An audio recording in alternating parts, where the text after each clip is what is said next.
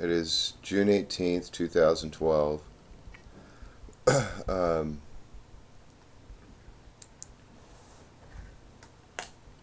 had a great time with my family yesterday. Got to talk with my dad, see both my daughters, their husbands, my granddaughter, and I had been watching a Marshall McLuhan lecture posted on YouTube, and I had this idea come to mind that I got to share with my mom. And the way I described it to my mom was very effective, I feel. Uh, Now, my mom has her own ideas, her own life. She's a really smart lady. Most of the women in my life are very smart. uh, they're all pretty darn smart. Sometimes they get resentful or defensive, but they just apply their intelligence towards protecting themselves. So I try to talk about things that I'm dealing with, I'm going through, that are current events for me, so that I feel very present in their presence. Uh, I try to bring the most real experience that I can to the conversation with them. And that's usually what I'm going through in the moment. I understand that what I go through is temporary, fleeting. Um, some people feel that more real things, the more real something is, the more lasting it is. And I sort of turn that on its ear in that I feel that what is most real is what I'm experiencing in the moment, because what I'm experiencing in the moment is what actually molds and creates anything lasting, anything that lasts. And I don't like to get rid of or set aside my personal experience of a thing unless I recognize that it's not what's required to get whatever task is needed to be done. And what was happening yesterday was just a get together, Father's Day, and anyway, uh, I got to share with my mom what I felt was a very effective way of describing this new idea. And this new idea has to do with, and it's not a new idea so much as it, it brings into my view a perspective that I feel is very descriptive, and the implications are what they are. There's no telling what is necessarily implied or how someone will interpret it.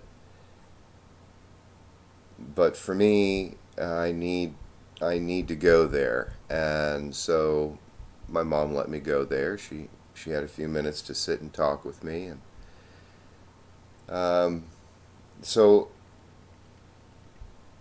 I mentioned something about the cave, Socrates' cave, and I haven't read it yet. I have the book and of some of his talks and um, dialogues, and so I only know what I've been told about it.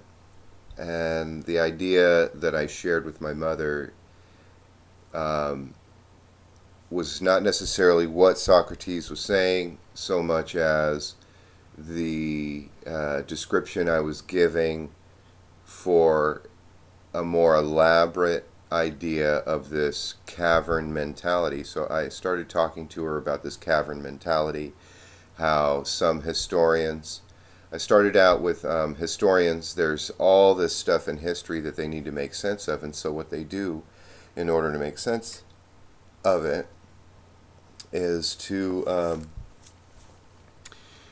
grab onto these main motifs, and in order to describe that, I said, just like in a library, there's a romance area, there's a nonfiction area, there's a fantasy area, a sci-fi area, there's a tragedy area, there's a comedy area.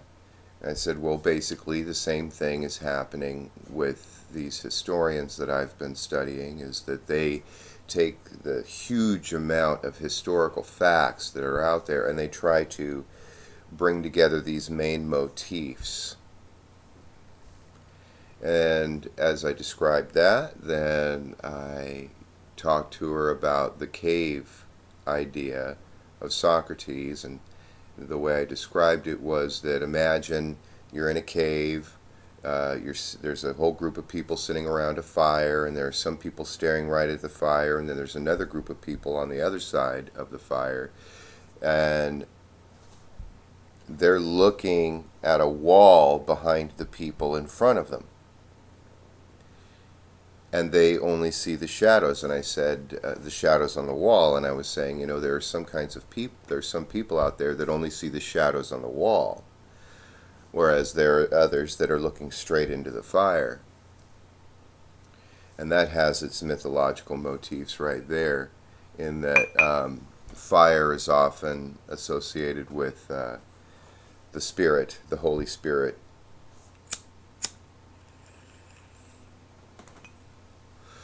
But I let that go. I let it just be, because some of these ideas I want to introduce and let them do their thing.